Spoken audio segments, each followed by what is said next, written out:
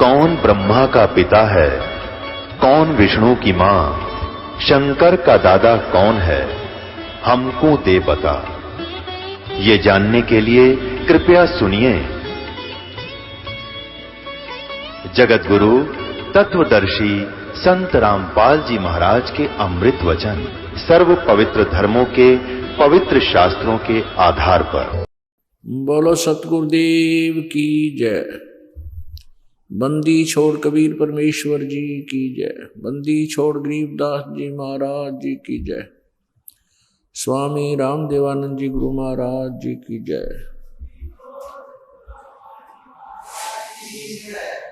सर्व संतों की जय, सर्व भक्तों की जय, धर्मी पुरुषों की जय। श्री काशी धाम की जय, श्री छुड़ानी धाम की जय, श्री करोथा धाम की जय, श्री बरवाला धाम की जय। सत साहिब ग्रीब नमो नमो सतपुरुष को नमस्कार। गुरु की नहीं सुर नर मुनि जन साधुओं संतों सर्वस्ती नहीं। सतगुरु साहेब संत सब डंडो तुम प्रणाम।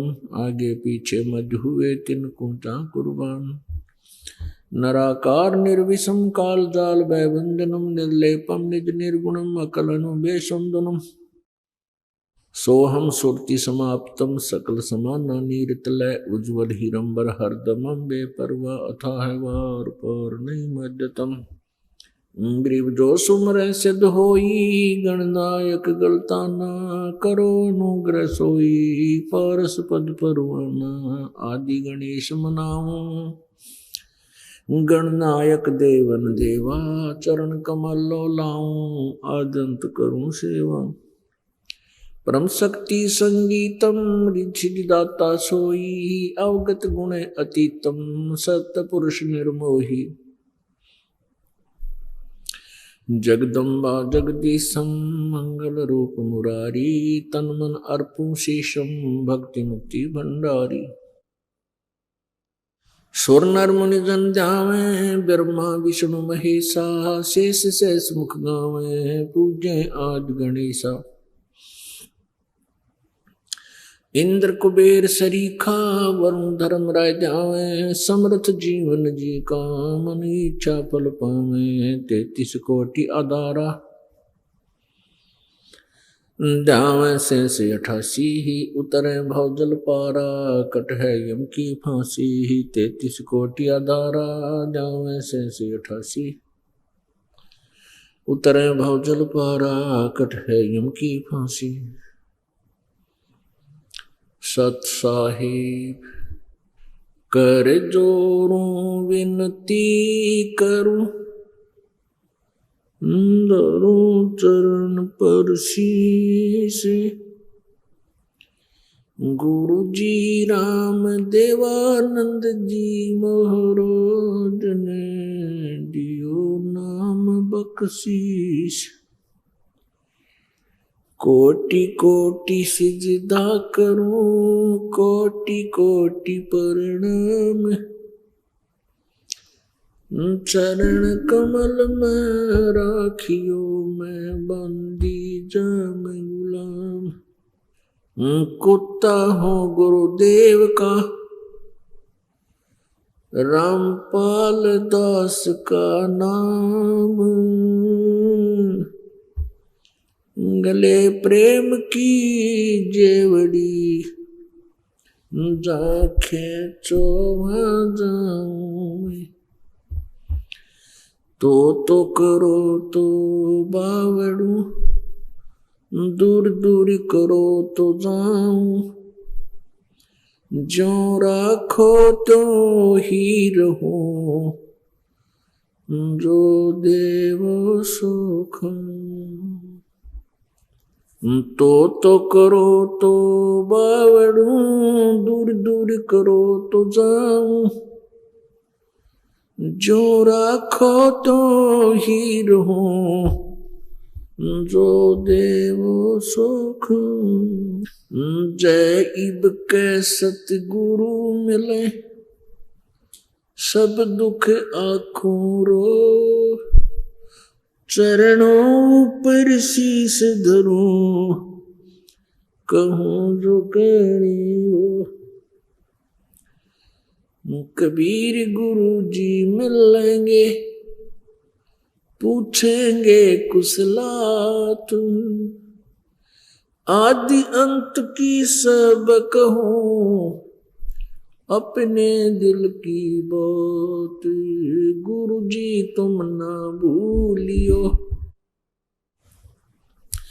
चाहे लाख लोग मिल जाएं, हमसे तुमको बहुत है, तुमसे हमको नहीं। तुमरे विसारे क्या बने, मैं किसकी शरण में जाऊं। शिव बिरंच मुनि नारदा, तिनके हृदय न समो। अवगुण किए तो बहुत किए,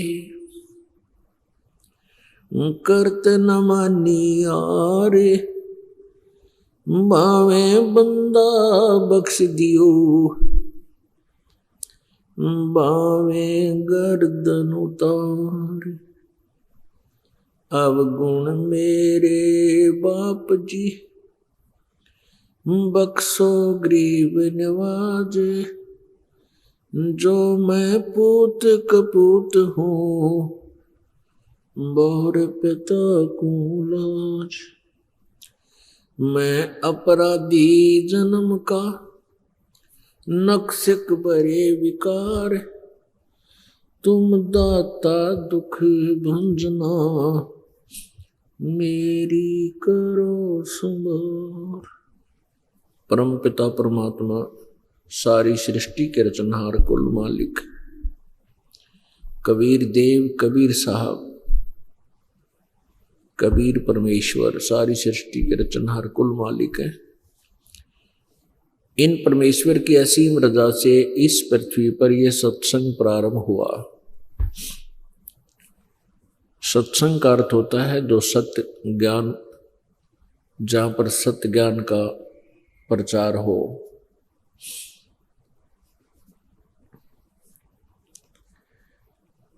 ये सत्संग परमात्मा ने स्वयं ही आकर के 600 वर्ष पहले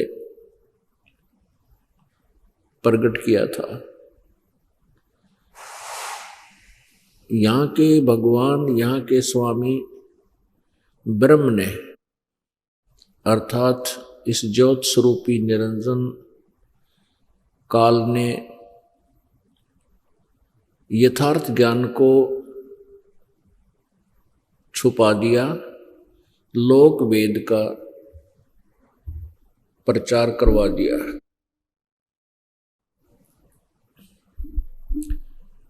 लोक वेद के आधार से प्रत्येक प्राणी कोई न कोई साधना कर ही रहा होता है, लेकिन समय आने पर उस पर लाभ कुछ नहीं होता। पूर्व संस्कार से उसको लाभ प्राप्त होता नजर आता है, लेकिन वो श्रद्धालु ये सोचता है कि जो साधना मैं कर रहा हूं इसी से मुझे ये लाभ हो रहा है, लेकिन ऐसा नहीं होता। वो उसको पूर्व जन्म का मिल रहा था। जैसे ये दास पहले हनुमान पुजारी था, बाबा श्याम जी की पूजा करते थे, श्री कृष्ण विष्णु भगवान को इष्ट रूप में पूजता था, शंकर भगवान की भी पूजा करता था, और भी जैसे कोई देवी देवता नजर आए उसी को प्रणाम कर दिया। और फिर भी हमें कुछ भौतिक लाभ हो रहे थे, जैसे पढ़ते थे तो शिक्षा में उत्तीर्ण हो जाना, फिर संतानोत्पत्ति, नौकरी की प्राप्ति, ये सब हम ये सोचा करते थे कि हम जो ये हनुमान चालीसा करते हैं, मंगलवार का व्रत करते हैं, बाबा श्याम जी की पूजा करते हैं, मुझे इससे लाभ हो रहा है। अब परमात्मा के इस तत्वज्ञान की रोशनी में अब ये पता चला कि ये जो हमें मिल रहा था वो तो अपने पूर्व संस्कार का ही संचित प्रारब्ध कर्म मिल रहा था।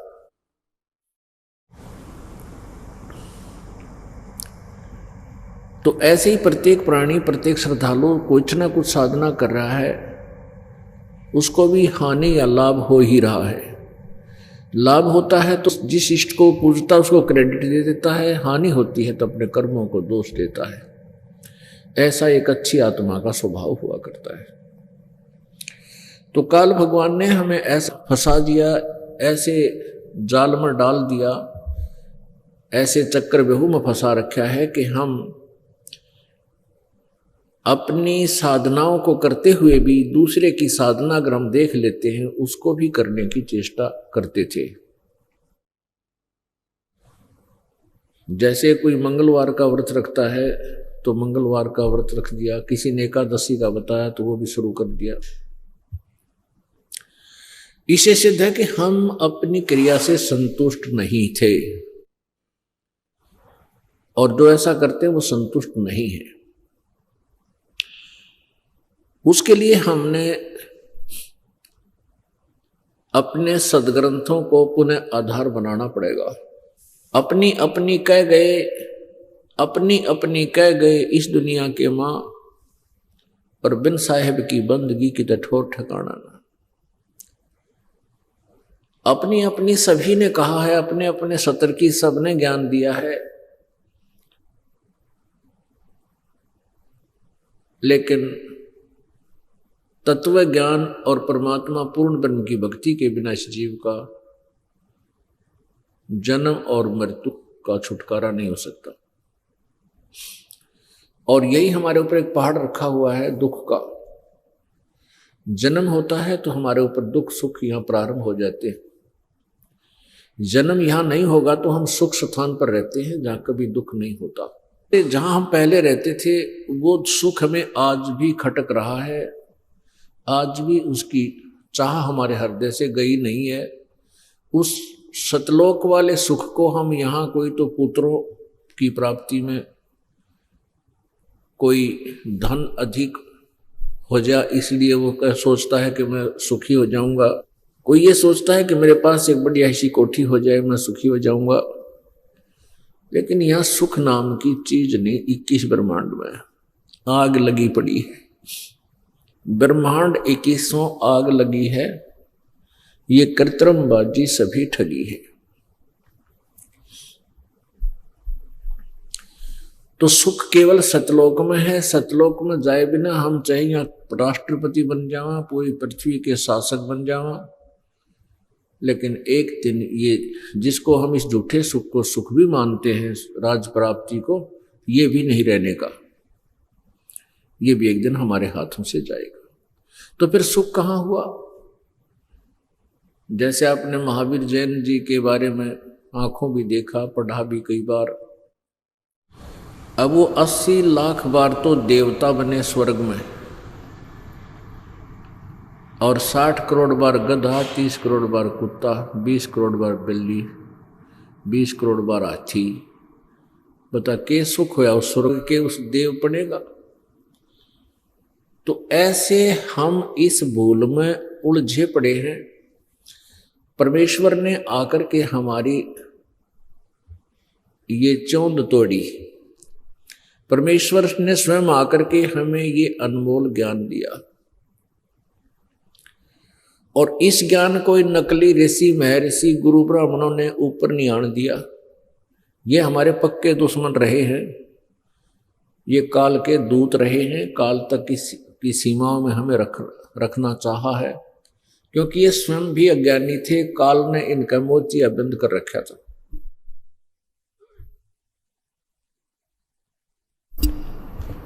इन अज्ञानियों को, जिनको संस्कृत लैंग्वेज आती थी, हमने महाविद्वान मान रखा था, और जिस कारण से हम परमात्मा को पहचान नहीं पाए हमारे पूर्वज, और इन्हीं को ऋषि महर्षि विद्वान पुरुष मानते रहे। किसको? जिनको संस्कृत भाषा आती थी, और वो एक ही वर्ग था, ब्राह्मण वर्ग। तो जिस कारण से हम अपने भगवान को नहीं पहचान सके, अपने घर पर लाल रखा हुआ था, उस लाल से हम परिचित नहीं थे, जिस कारण से हम कंगाल बने रहे। भक्ति मार्ग के हम कंगाल बने रहे। परमेश्वर ने उस लाल की पहचान, अपनी ही पहचान, अपनी ही अमृतवाणी में लिखी हुई थी। इस दास के ऊपर मेहर की, इस दास का मोतियाबिंद, अज्ञान रूपी मोतियाबिंद हटाया तो दास को पता चला कि परमात्मा कौन है, कैसा है, कहाँ रहता है, और जिसका समर्थन सभी सदग्रंथ कर रहे हैं। यजुर्वेद अध्याय नंबर 40 के श्लोक नंबर 10 से लेकर 13 तक ये स्पष्ट किया हुआ है कि कोई तो परमात्मा को उत्पन्न होकर मनुष्य की तरह जन्म लेने वाला मानता है, और कोई उसको असंभव कहता है, यानी वो जन्म ना लेता। पर इसके विषय में भी, इस कंसेप्ट को क्लियर भी वो तत्वदर्शी संत ही करेंगे, उनसे सुनो। तो एक इसी ये सिद्ध हुआ कि वेद ज्ञान कंप्लीट नहीं है, इनकम्प्लीट है। उसमें वो तत्वदर्शी जो ज्ञान बताओगा वो ज्ञान नहीं है उसमें। फिर दूसरा ये लिखा है कि कोई तो जिसने विद्या आगी, विद्या जिसके पास यानी कोई एक लैंग्वेज का ज्ञान है तो उसको तो विद्वान कह देते हैं, और अविद्या जिसके पास है यानी जो अशिक्षित है, अक्षर ज्ञान नहीं है, उसको अविद्वान कहते हो।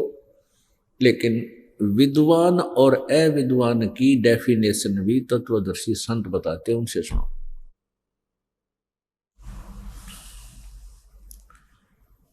तो पुण्यात्मा, एक भाषा के ज्ञान हो जाने से विद्वान नहीं होता, वो तो एक ही लैंग्वेज का विद्वान है। किसी को संस्कृत आती है तो अंग्रेजी नहीं आती, वहां फेल हो गया। अंग्रेजी संस्कृत आती है तो किसी को दूसरी लैंग्वेज ना आती, वहां फेल हो गया। परमात्मा की वाणी पढ़कर देखना आप, कबीर जी की, गरीबदास साहिब जी की, इसमें सभी लैंग्वेजों का समावेश है, सभी भाषाओं का समावेश है। पूरी पृथ्वी की जितनी भी भाषाएं हैं, तो परमात्मा सब प्राणियों की भाषा समझता है। वो चींटी, हाथी, पशु पक्षी नहीं बोल पाते, उनका भी अंतःकरण की सब मनोकामना को जानता है, इसकी क्या तमन्ना है, क्या चाहता है। तो वो परमात्मा, वो कबीर जी, कबीर देव, वो जुलाहा कबीर, धानक कबीर जो बनारस में आया था, ये वो परमात्मा है जो स्वयं ही तत्वदर्शी संत की भूमिका करते हैं और स्वयं ही एक दास बनते हैं, और स्वयं ही वो एक अच्छे नागरिक की तरह रहते हैं, और मालिक तो वो है ही है। तो परमात्मा कबीर जी ने आकर के अपना ये ज्ञान बताया था, और 600 वर्ष पहले इसको लिपिबद्ध करवा दिया था प्रभु ने, ताकि आज हम ये पहचान सकें कि जो सन 1398 में कमल के फूल पर एक बालक रूप धारण करके प्रकट हुए थे, सतलोक से आकर, सचखंड से आकर, और जो आगे चल के एक जुलाहा धानक कहलाए, ये ही पूर्ण परमात्मा हैं। अब केवल हम कुछ चमत्कारों से भी परमात्मा नहीं पहचान सकते। बहुत से संतों, ऋषियों, सिद्धों के हम बहुत से चमत्कार सुनते हैं, उसने ऐसा कर दिया, उसने ऐसा कर दिया, उसने ऐसा कर दिया। अगस्त ऋषि सारा समुद्र पी लिए थे, 7 समुद्र एक ही घूंट में। तो परमात्मा कहते हैं कि परमात्मा को पहचानने के लिए हमने अपने सदग्रंथों का सहयोग लेना पड़ेगा, जिसमें परमात्मा की विशेषताएं लिखी हुई हैं। अब परमेश्वर कबीर जी ने बताया है कि भाई तुम श्री रामचंद्र जी को और अर्थात विष्णु जी को किस आधार से भगवान मानते हो। कहते हैं समुद्र पाट लंका गयो, वो सीता को भरतारे, अगस्त ऋषि ने 7 पी लिए, इनमें कौन करतार। यदि आप जी श्री रामचंद्र जी को इसी कारण से परमात्मा मानते हो, करतार मानते हो, सृष्टि रचनहार मानते हो कि उन्होंने समुद्र के ऊपर पुल बना लिया था, पत्थर तिरगे थे और समुद्र के ऊपर पुल बनाकर वो परली साइड चला गया था श्रीलंका में। लेकिन अगस्त ऋषि ने सारे समुद्र पी लिए थे, तीन में कौन भगवान? फिर क्या बताते हैं, काटे बंधन विपत में वो कठिन कियो संग्राम में, चिन्नो रे नर प्राणिया ये गरुड़ बड़ो के राम। परमात्मा कबीर जी बताते हैं कि तुम खुद बताती हो कि श्री रामचंद्र जी के नाग फांस में बंध गया था, यानी सर्प इतने प्रकट हो गए थे, उसने श्री राम श्री लक्ष्मण और सभी सेना सहित ऐसे बांध दिया था जैसे ईख की पूड़ी बांध दिया रहे, गंडा न बांध दिया, ऐसे बांध दिए बिल्कुल वो हल चल भी नहीं सकते थे। तो कहते फिर गरुड़ को याद किया गया और गरुड़ ने आकर के उन राम के नाग फांस को काटा, उन नागों को खाया, काट दिया बीच बीच में, तब वो बंधन मुक्त हुए। कौन? श्री रामचंद्र जी। तो परमात्मा बताते फिर भगवान यू गरुड़ भगवान होया कि रामचंद्र होया, किसको भगवान मानोगे?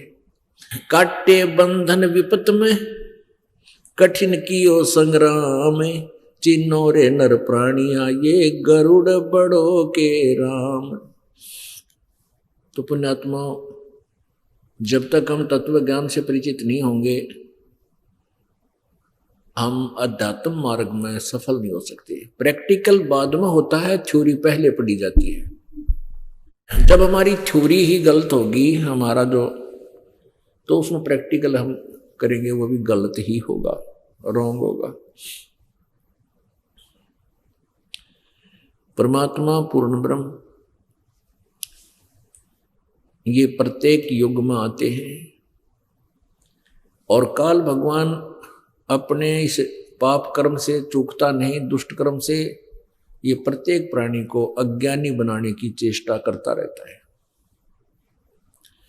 तो परमात्मा क्या बताते हैं, चारों युग में संत पुकारे कूक कहा हम हेल रे, हीरे माणक मोती बरसे ये जग चुगता डेल रे। चारों युगों में हम पुकारे,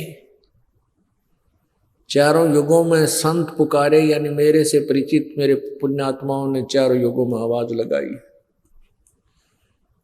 मेरे विषय में। और फिर मैं भी आकर के आवाज लगा लगा के परमात्मा कहीं चौराहे पर खड़े हो जाते थे, अपनी इस मीठी अमृतवाणी को बोलना शुरू कर देते थे। जैसे आपने मेला में देखा होगा कि तक और अग्नि गान लाग रहा है, कोई बंसुरी बजा रहा है, तो कुछ खुड़का दुड़का होता है, उसी तरफ आकर्षण होता है। तो ऐसे परमात्मा खड़े हो जाते थे, अपनी प्यारी आवाज में अमृतवाणी को सुनाते थे, लोग काफी देर सुनते थे।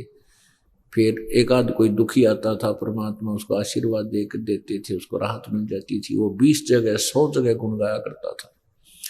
पहले समय में इतने नेक व्यक्ति होते थे, किसी एक को लाभ किसी संत से हो जाता तो 100 जगह गुण गाता था, जाकर वो 100 जगह वाले भी आगे गुण गाते थे, भाई वो बड़ा महापुरुष है, उनका इतना सुख हो गया। और आज एक के घर में 10-10 सुख दे रखे परमात्मा ने, और फिर भी नीत साबित नहीं होती कि हम ठीक ठिकाने लाग रहे हैं। यानी एक हानि हो जाए उसी दिन डीले उठ छोड़ कर दूर चले जाए। और आज इतना बिगाड़ दिया हमारे अंतःकरण को इस काल में ज्ञान से। मान लीजिए आप जी किसी अन्य अपने मित्र प्यारे या रिश्तेदार से कहते हो कि हम ऐसे ऐसे संत जी के पास जाते हैं, बरवाला आश्रम है, रामपाल महाराज है, और उनसे हमें ये लाभ हो गया। करते तो कबीर जी हैं, पर दास को मैं तो महिमा दी हुई है। तो रिश्तेदार भी ना माने इस बात में, ना लो क्यों होया करो, ये तो इतने ढीठ हो गए हम। तो कहने का भाव ये है, पुण्यात्माओं, काल तो अपना काम कर रहा है और परमात्मा अपना कार्य करते हैं। वो अपनी स्थिति को बनाए रखने में कसर नहीं छोड़ रखी, और काल ने परमात्मा का नाम मिटाने में कति कसर नहीं छोड़ रखी। सभी को अज्ञान से परिपूर्ण कर दिया, सबकी थ्योरी गलत करवा दी, प्रैक्टिकल भी गलत होंगे, उनसे उपलब्धि हो नहीं सकती, इसलिए सब नास्तिक होते जा रहे हैं। कुछ ये बीच बीच में सिर फिरे ऋषि मैं ऋषि बना के भेज दिए, जिन्हें कह कहेगा भी ना पता था, और हम अज्ञानता से उनको मैं ऋषि पूर्ण है, बड़ा ज्ञानी विद्वान वेदों के ज्ञाता बड़े मंडलेश्वर हैं, को छोटा मोटा किसी से चमत्कार हो गया उसको उसके पीछे लग दिए, वो बड़ा सिद्ध पुरुष है, भगवान में पड़ा है। तो अब इस अज्ञान को हटाने में इस दास को बहुत कठिनाइयां आ रही हैं, लेकिन परमात्मा का वचन फल रहा है कि कलयुग में मेरा ज्ञान पूरे विश्व में होगा। उस दिन की इंतजार है, किस दिन ये ज्ञान परमात्मा के बच्चों तक ये काल पहुंचने देगा, कब इनके भाग उदय होंगे, कब इस दास का ये प्रयत्न सफल होगा। लेकिन होगा, ये तो गारंटीड है, इसमें तो क्योंकि परमात्मा का वचन टल नहीं सकता, वो तो अटल है। तो पुण्यात्माओं, परमात्मा ने कहा कि भाई मैं चारों युगों में आए और अब मैं अपने प्यारी आत्माओं को मिलता हूँ, उनको अपना साक्षी बनाता हूँ, फिर वो मेरा गुणगान करते हैं। पर ये काल के दूत इस तत्व ज्ञान को मेरी प्यारी आत्माओं तक जाने नहीं देते। परमात्मा कहते हैं, चारों युग में संत पुकारे, कूक कहा हम हेल रे, हीरे माणक मोती बरसे ये जग चुगता ढेल रे। क्या बताते हैं?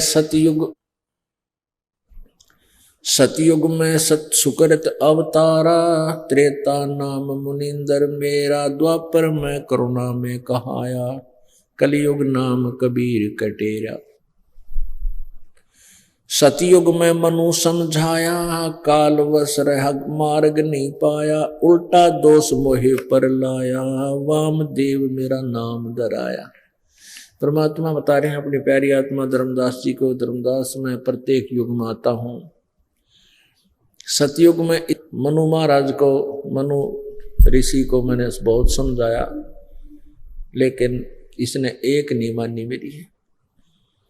मैं सच्चाई कहूं, परमात्मा साकार है, मनुष्य जैसा है, एक देशीय है, एक स्थान पर रहता है,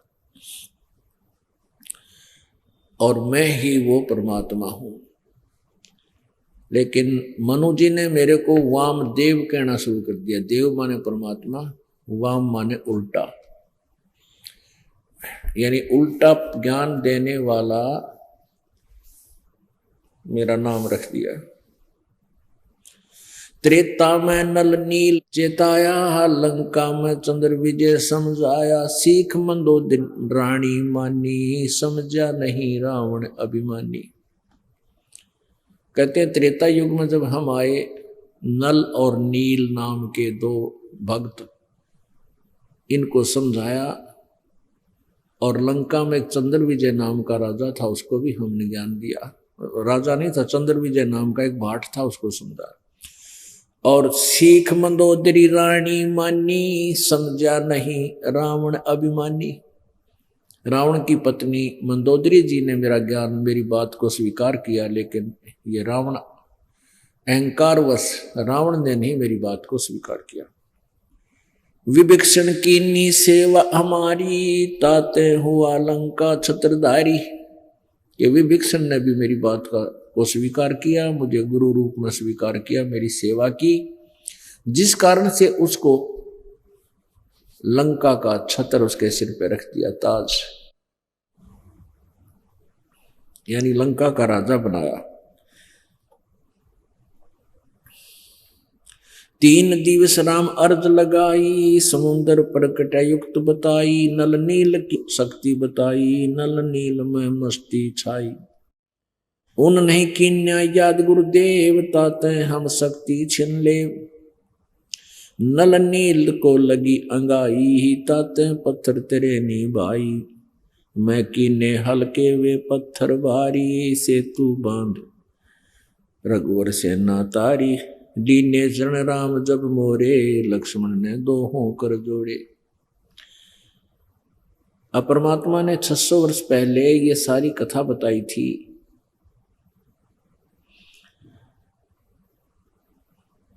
कि जब अब आपको कथा सुनाते हैं कि परमात्मा चारों युगों में कबीर जी आते हैं, जैसे कलयुग के अंदर आए हैं 600 वर्ष पहले कबीर नाम थे, कबीर नाम से। तो पूरे कलयुग में कबीर नाम ही से उनकी महिमा बनी रहेगी। बाकी अन्य रूपों नामों से भी परमात्मा आते रहेंगे, लेकिन कबीर नाम से जो प्रकट हुए हैं यही महिमा अंतिम कलयुग के लास्ट तक चलेगी। ऐसे ही सतयुग में परमात्मा सत्सुकृत नाम से आए थे और आते भी हैं ऐसे ही, प्रत्येक युग में ऐसे ही आते रहे। और उसमें मनु को मिलते हैं। ये मनु, व्यास आदि जो उपाधि हैं ये आत्माएं बदलती रहती हैं, इनकी ये उपाधि बनी रहती है, पोस्ट। तो परमात्मा मनु को मिलते हैं, मनु जी से बहुत कुछ समझाने की चेष्टा करते हैं, क्योंकि मनु को बहुत से अन्य ऋषि लोग भी आदर देते हैं, उनके ज्ञान को सत्य मानते हैं। परमात्मा ये चाहते हैं कि ये मनु समझ जाए तो शायद सभी मेरी बात को मान लें। लेकिन मनु जी ने परमात्मा को ही विपरीत ज्ञान देने वाला डिक्लेयर कर दिया और सभी ने उस मनु की बात को मान लिया, परमात्मा की बात को नहीं माना, क्योंकि काल की प्रेरणा भी साथ रहती है।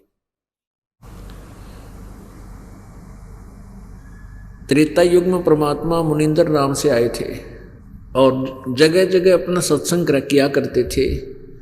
दुखी व्यक्ति आते थे, परमात्मा की वाणी सुनते थे, उनको सुख हो जाता था। इस प्रकार प्रभु से वो लाभ उठाते थे। ये नल और नील नाम के दो, ये आपस में मौसी के बेटे थे और दोनों ही 3 ताप से ग्रस्त थे, मेंटली डिस्टर्ब थे, सारे शरीर में भी परेशानी रहती थी। तो ये अपने कष्ट निवारण के लिए ना जाने कितने संतों, ऋषि, महापुरुषों, मंडलेश्वरों के पास जा चुके थे, जाड़े जुड़ेलवाणियों के पास भी गए, लेकिन किसी से राहत नहीं मिली। अंत में सब ये कह देते थे कि ये तुम्हारे प्रारब्ध का दुख है, ये तो भाई तुमने भोगना ही पड़ेगा, ये तो तुम्हारी मृत्यु के साथ ही अंत होगा, ऐसा कह देते थे। लेकिन फिर भी परमात्मा की चाह, परमात्मा से कष्ट निवारण करने की का उद्देश्य समाप्त नहीं होता, क्योंकि आत्मा इस चीज से खूब परिचित है कि परमेश्वर एक ऐसी शक्ति है, वो हमें खूब सुख दे सकता है, हमारे कष्ट का निवारण कर सकता है। एक दिन वो हताश हो चुके थे, यही सोच लिया था कि अब तो हम मृत्यु इसी कष्ट में होनी है। फिर भी साधु संतों का कहीं भी सम्मेलन होता था, वहां पहुंच जाया करते थे। एक बार परमात्मा कबीर जी वहां सत्संग, एक दरिया के किनारे सत्संग कर रहे थे, तो नल और नील भी वहां पहुंच गए। पहले सत्संग सुना, फिर आशीर्वाद लेने के लिए आए। आशीर्वाद लेते ही उनके कष्ट दूर हो गए, जो उनको प्रॉब्लम थी शरीर में वह नहीं रही। तो नल और नील के खुशी का ठिकाना नहीं रहा। आश्चर्यचकित हो गए कि जिस कष्ट को प्रारब्ध कष्ट बताया जा रहा था और पाप कर्मों का दंड बताया जा रहा था, जो अक्षमा नहीं हो सकता ऐसा कहा जा रहा था, आज वो दुख नहीं रहा। दोनों चरणों में गिर गए और फूट फूट कर रोने लगे। परमेश्वर कबीर जी ने कहा, बेटा क्या आपत्ति है, क्या कारण है, तुम इतना बुरी तरह क्यों रो रहे हो, बताओ क्या दिक्कत है। रोते रोते आंखों में आंसू भर के कह रहे हैं, प्रभु जो दिक्कत थी वो अपने दासों की दूर कर दी, अब हम तो खुशी में रो रहे हैं, कि हम जिस शक्ति को ढूंढ रहे थे आज सब तय मिल गई। फिर अपनी सारी राम कहानी बताई, हम ऐसे ऐसे दुखी थे। पूरा खड़ा होकर के पूरे वहां उपस्थित सैकड़ों की संख्या में जो भगत श्रद्धालु आए हुए थे उन सब के सामने अपनी दुख भरी कहानी सुनाई। हे परमात्मा, हमने तो ये सोच लिया था कि ये ऐसे ही भुगत भुगत के मरना होगा। जब ऐसा सुख हो जाता है फिर ज्ञान में भी रुचि आती है। फिर परमात्मा का वो ज्ञान सुना। प्रभु ने कहा बेटा सेवा किया करो। देखो पुण्यात्माओं, हमारे कई प्रकार के पाप होते हैं। जैसे एक भयंकर रोग होता है तो डॉक्टर कई प्रकार की टेबलेट नारी देगा, कैप्सूल अलग से देगा, इंजेक्शन लाओगा, पीने की दवाई भी देता है, कि तो मालिश की भी दे दे। तो कहने का भाव ये है, स्वस्थ करने के लिए जिस भी मेडिसिन की आवश्यकता वो सारी खानी पड़ेगी। तो ऐसे ही हमने इस काल के जाल से निकलने के लिए, जन्म मृत्यु के दीर्घ रोग से छुटकारा पाने के लिए, और यहाँ जो हमारे ऊपर कुछ कष्ट आ रहे हैं इनको निवारण करवाने के लिए सारी ही टेबलेट्स यानी सारी ही क्रियाएं, सारी ही प्रकार की साधनाएं आपने करनी पड़ेंगी। जैसे वस्त्र मैला हो गया, इसको धोने के लिए पानी, कुछ तो ऐसी मिट्टी है जो पानी में अगर निकाल दे कपड़े न वैसे सूख साफ हो जाए। कुछ ऐसा मैल होता है जो पानी से नहीं होता, फिर साबुन लगाना पड़ता है। कुछ ऐसे दाग बन जाते हैं जो फिर ड्राई क्लीन से ही समाप्त होते हैं। तो ऐसे हमने अपने अंतःकरण को, अपने इस आत्मा को निर्मल करने के लिए सभी क्रियाएं करनी पड़ेंगी। तो शारीरिक जिस पे बन सकता है शारीरिक सेवा अवश्य करें, दाव लगते ही, और नीत न्यू रहे कि मैं ये सेवा करूं। नंबर नहीं आवे तो भी आपकी जो आत्मा श्रद्धा थी कि मुझे दाव लगे तो मैं ऐसी सेवा कर दूं, तो आपका वो सेवा होगी। तो ऐसे शारीरिक सेवा भी, क्योंकि इस मिट्टी का क्या बनेगा, ये जो शरीर आपका है ये 5 तत्वों से बना हुआ है, और जब इसको सभा करेंगे, अंतिम अंत हो जाएगा, जब इसका देह अंत हो जाएगा तो ये जो है ना 2 तास राख बनेगी। गधे लोटिया करेंगे इस जो आज फूले फरे हैं, पता नहीं कि अभिमान मान रहे हैं। तो इस मिट्टी को आज भी मिट्टी है तो मिट्टी, पर हम इसको स्वीकार नहीं कर पा रहे अपनी अज्ञानता अभिमानवश। तो इसलिए यहाँ अपने मालिक के दरबार में आकर के अपने अस्तित्व से परिचित हो जाना चाहिए। ये क्या औकात है जीव की, तो सेवा करनी चाहिए और इस मिट्टी को मिट्टी ही समझना चाहिए। ये मिट्टी बहुत अनमोल है जो मनुष्य शरीर वाली है। इससे हम मोक्ष रूपी सोना उत्पन्न कर सकते हैं, और यदि ये काम नहीं किया, ये क्रिया नहीं बनी, तो फिर इस मिट्टी का कोई यूज नहीं, चाहे लाख वर्ष इसमें पड़े रहना। तो परमात्मा ने समझा बेटा तुम सेवा किया करो। जैसे बर्तन साफ करने हैं भंडारे में, कोई वृद्ध बीमार है उसके कपड़े धोने हैं, लंगड़े लुल्ले भी आते थे मालिक के पास, कोडी भी आते थे, ये इनका सेवा करो। ये भी आपके भाई बहन हैं, इन्होंने पिछले जन्मों में घने पाप कर रखे हैं। अब ये इनको दे दिया, मंत्र दे दिया है, अपना इस मंत्र से अपना पाप नाश कर लेंगे, भक्ति करेंगे और स्वस्थ हो जाएंगे, फिर ये भी सेवा किया करेंगे। तो नल और नील बर्तन ले जाते, क्योंकि वहां ऐसा संग्रह नहीं होता था। उस समय क्या होता था, जो भी सत्संग सुनने जाता था अपने कपड़े बर्तन साथ ले जाते थे, अपने अपने न्यारे रखा करते, और भंडारा वहां सामूहिक हो जाता था। आप ही बनाते थे जैसे आप लोग बनाते हो। जो बर्तन साफ करते थे, किसी के कपड़े, गरीब कोई लंगड़ा लुल्ला था, कोई अंधा था, कोई बीमार है, रोगी है, ऐसा है, वृद्ध है, तो उनके कपड़े भी ले जाते थे, धोया करते थे सभी भगत जो ठीक से होते थे। तो नल नील जी कपड़े ले जाते धोने के लिए। उसमें साबुन वगैरह था होता नहीं था, वैसे ही थोड़ी देर पानी में डाल देते थे, भीग जाएंगे, फिर इनका मार कर मोगरे डंडे और 2 दाग ले चलेंगे, ऐसे करते थे। तो वो कपड़ों को दरिया में डाल देते थे, कोई बाहरी वस्तु एक रख देते थे उनके ऊपर, जैसे सबको लंबे लटका के इकट्ठे से करके एक स्थान पर दाब दिया करते हैं, बाकी पानी में ऐसे चलते रहते हैं। तो घंटा आध घंटा वो बैठ जाते थे कि इनका मैल कुछ गल जाए, फिर धोवांगे। और वो बैठ कर भगवान की चर्चा करनी शुरू कर देते थे, अपने दुख निवारण के विषय में रह रहकर परमात्मा का शुक्र किया करते थे कि हे भगवान, कहाँ छुप रहे थे ये भगवान, हम इसके लिए तड़फ रहे थे। सभी संतों ऋषियों ने कह दिया था तुम्हारा ये पाप कर्म का दंड है, ये क्षमा नहीं हो सकता, ये नाश नहीं हो सकता, तुमने भोगना ही पड़ेगा। और आज हमें सौपन सा हो रहा है। ऐसे चर्चा में व्यस्त हो जाते थे। उधर से क्या होता था, कोई कपड़ा बह जाता था, किसी का लंगोट बह गया, किसी का पजामा, किसी की धोती, किसी का कुर्ता, यानी एक आध आइटम किसी न किसी का कम हो जाता था। तो दोनों जब वो धो धा कर ले आते थे और वहां दे देते थे, टांग देते, सुखा देते, सूखने के बाद उसको दे देते थे जिसका जैसा था। तो वो देख कर कहते थे कि मेरा तो एक कुर्ता नहीं आया, दूसरा कहता मेरी धोती खूगी गुम होगी, कोई कहता मेरा लंगोट कच्छा को नहीं पाया। तो वो कहते थे जी हम तो सारे ले गए थे, इतने ही ले गए थे, इतने ले आए। उनको पता नहीं चलता था। कहने का भाव ये है कि वो दुखी हो गए वो लोग।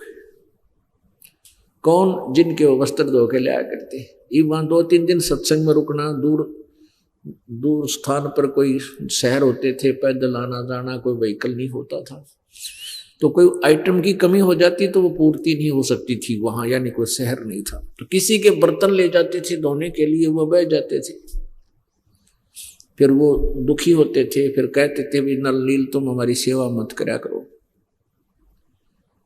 इससे अच्छा तो हम ही अपना दुख सुख पाके अपना ठीक बर्तन धो लेंगे, कपड़े धो। फिर वो रोने लग जाते थे अपने दुख को याद करके, कहीं हमें फिर वो आपत्ति ना आ जाए, हमारी सेवा छूट जाए और कहीं आपत्ति ना आ जाए। तो नल नील कहते थे जी अब के नहीं, हम बिल्कुल संभाल कर लाएंगे। तो फिर भी कोई इनको आइटम किसी ना किसी का रह जाता था, क्यों? तो बोले वाले थे। तो उन्होंने सबने मिलकर गुरुजी से कहा, गुरुदेव ये नल नील सेवा तो बहुत करते हैं प्रभु, लेकिन हमारे लिए समस्या पैदा कर देते हैं। बर्तन धोने जाते हैं, किसी की कटोरी नहीं है तो थाली, किसी की थाली नहीं है, किसी का कपड़े धोते हैं तो किसी की धोती नहीं है, किसी कुर्ता खो दिया। वो कहते हैं नहीं, तो दूसरे बताते थे जी ये क्या करते हैं, ये भगवान की चर्चा करने लग जाते हैं बैठ कर वृक्ष के नीचे, इनको पता ही नहीं लगता क्या डूब रहा है, क्या तैर रहा है, कौन सा आइटम गुम हो रहा है। तो वो कहने लगे कि जी इनसे कहो कि ये हमारी सेवा ना करें, हम अपने आप कर लेंगे। हम मना करते हैं तो ये रोने लग जाते हैं। परमात्मा के आदेश होने से पहले वो बुरी तरह रोने लग गए, हाथ जोड़कर कहने लगे प्रभु हमारी सेवा ना छिंदा है। उनको डर था कि तुम फिर आपत्ति में ना गिर जाओ, ये कष्ट तुम्हारे ऊपर फिर ना आ जावे। प्रभु गुरुदेव कहीं मना ना कर दे तुम्हें सेवा करने से। कहने लगे प्रभु हम बिल्कुल नहीं, आगे से बहुत ध्यान रखेंगे, बहुत ध्यान रखेंगे, हमारी सेवा ना छिनना मेरे दाता। तो दूसरे कहने लगे जी आई बार ये न्यू ऐसे ही कहते हैं, अब के ध्यान रखेंगे, पर ये इनके बस की बात नहीं है। तो परमात्मा ने कहा बेटा रो ना नल नील, आज से मैं तुम्हें आशीर्वाद देता हूं कि तुम्हारे हाथ से कोई भी वस्तु जब तुम जल में डालोगे डूबेगी, नीचे पत्थर भी क्यों ना हो। पुण्यात्माओं, काशी की थाली हो चाहे बेला, पहले काशी के बर्तन ज्यादा होते थे, काशी धातु के, कांसी धातु के, तो वो डूबते ही डूबते थे, वो तैरते ही नहीं कभी। तो उसके बाद वो कांसी के बर्तन भी अगर वो जल में डाल देते थे भर जाते थे पानी के, लेकिन डूबते नहीं थे। न्यू पानी के भरकर भी ऐसे स्थिर रहते थे, दरिया तल बहती रहती थी, धारा में भी नहीं बहते थे। और कपड़े डाल दिए उन अपने हाथ से, तो कपड़े वहीं पानी के अंदर डूबे हैं लेकिन बहेंगे नहीं, वो वहीं खड़े हो जाते थे, वही निकालते तो निकलते थे। ऐसी स्थिति आ गई तो सबको राहत की सांस मिली। परमात्मा कहते हैं गोता मारूं स्वर्ग में, गोता मारूं स्वर्ग में, जा बैठूं पाताले, गरीब दास ढूंढता फिरूं अपने हीरे माणिक लाले। अपनी मौत हीरे माणिक। परमात्मा कहते हैं मैं एक क्षण में स्वर्ग में पहुंच जाता हूं, एक क्षण में पाताल में चला जाता हूं। किस उद्देश्य से? कि अपने हीरे मोती यानी अपनी वरिष्ठ आत्माओं को, वरेणी आत्माओं को, अच्छी आत्माओं को, प्यारी आत्माओं को ढूंढता रहता हूं। इसी उद्देश्य से परमात्मा श्रीलंका में चले गए। श्रीलंका में गए, वहां जाकर के एक वृक्ष के नीचे विराजमान हो गए। साधु संत ऋषि की वेशभूषा थी प्रभु की। और श्रीलंका के अंदर एक चंद्र विजय नाम का भाट था और उसके 16 सदस्य थे। वो कुल मिलाकर एक परिवार के 16। वो बड़े धार्मिक व्यक्ति थे।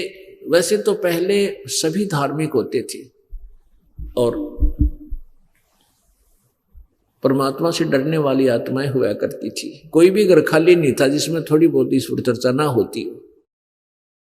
वेदों को आधार माना जाता था, वेदों से ही सब साधनाएं किया करते थे। ये जय गणेश देवा ये आरती उस टाइम नहीं थी, इस तरह की बनावटी नहीं थी। चंद्र विजय सुबह सुबह फ्रेश होने के लिए बाहर जाने लगा तो रास्ते में साधु संत दिखाई दिए। परमात्मा की वाणी है, कबीर दर्शन राम का, कबीर दर्शन साधु का, मुख पे बसे सुहागे, दर्श उन्हीं को होत है भाई जिनके पूर्ण भाग। कबीर दर्शन संत का, परमात्मा आवे याद, लेखे में वो ए समय, बाकी का समय बाद।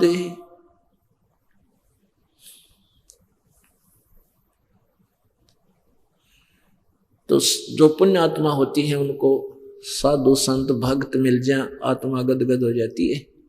तो चंद्र विजय ने प्रणाम किया परमात्मा को ऋषि रूप में, कि ऋषिवर को प्रणाम, नमस्कार हो।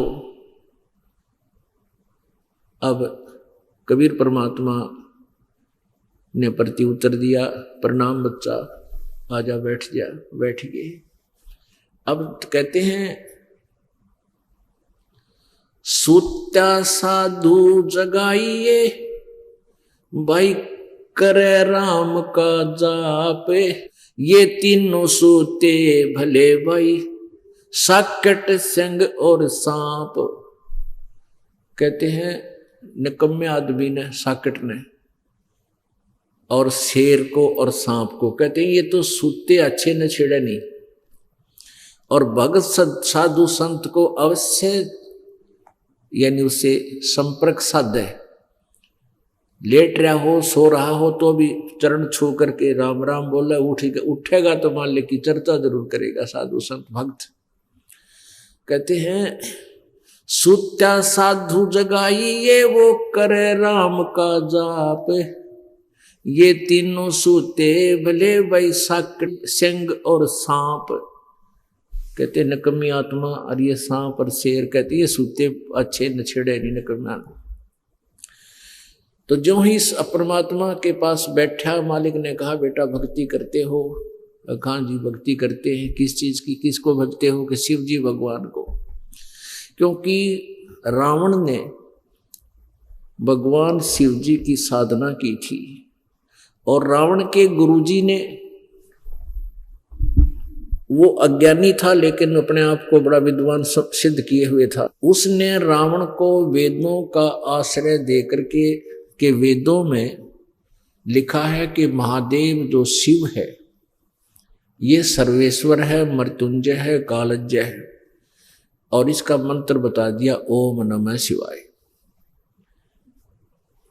अब उस रावण ने शिव जी की पूजा करके बहुत सी सिद्धियां प्राप्त कर ली, बहुत सा धन प्राप्त कर लिया।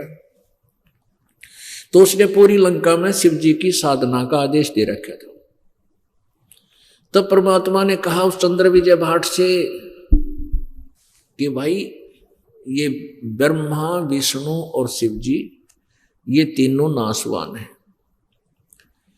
ये अजर अमर नहीं है, सर्वेश्वर नहीं है, और वेदों में इनका कोई वर्णन नहीं है, कोई जिक्र नहीं है।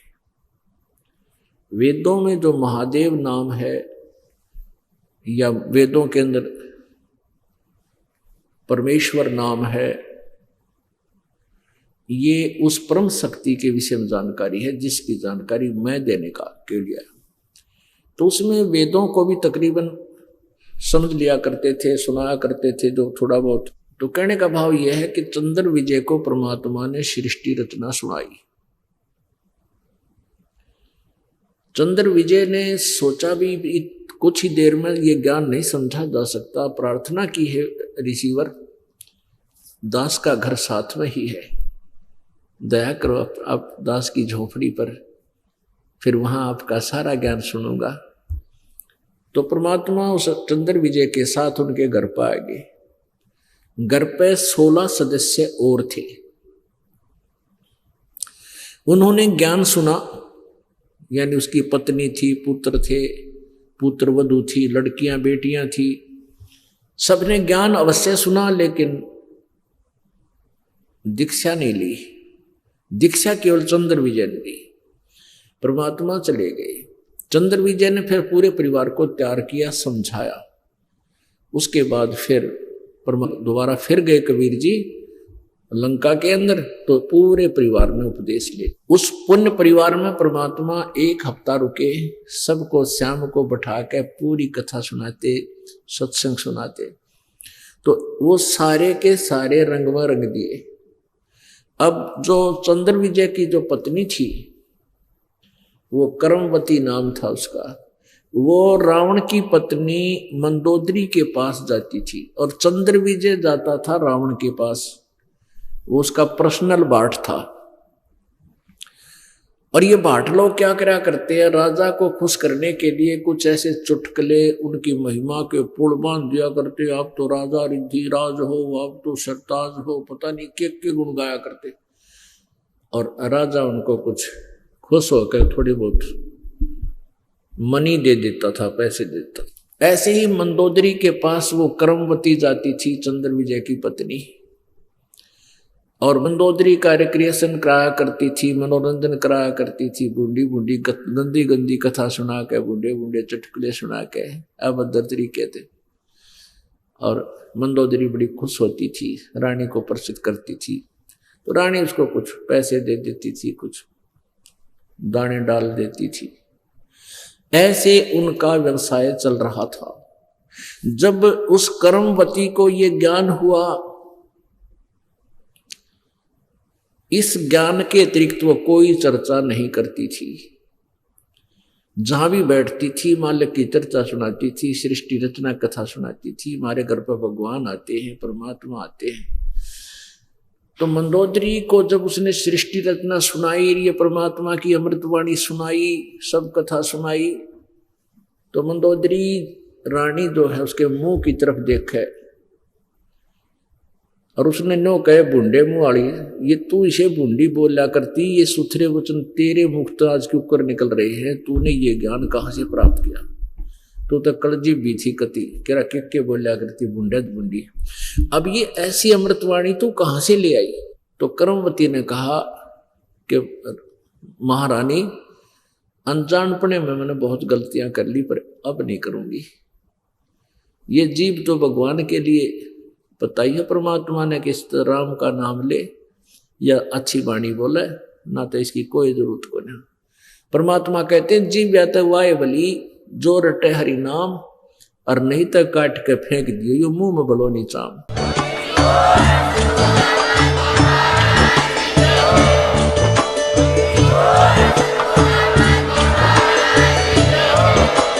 आप सुन रहे थे जगत गुरु तत्वदर्शी संत रामपाल जी महाराज जी के मंगल प्रवचन। अधिक जानकारी के लिए विजिट कीजिए हमारी वेबसाइट www.jagatgururampalji.org। संत रामपाल जी महाराज जी के शुभ आशीर्वाद से पूरे विश्व भर में 500 से भी ज्यादा नाम दीक्षा केंद्र हैं, जिन पर संत रामपाल जी महाराज जी द्वारा ऑनलाइन निशुल्क नाम दीक्षा दी जा रही है। अपने नजदीकी नाम दीक्षा केंद्र का पता करने के लिए संपर्क करें 8222880541।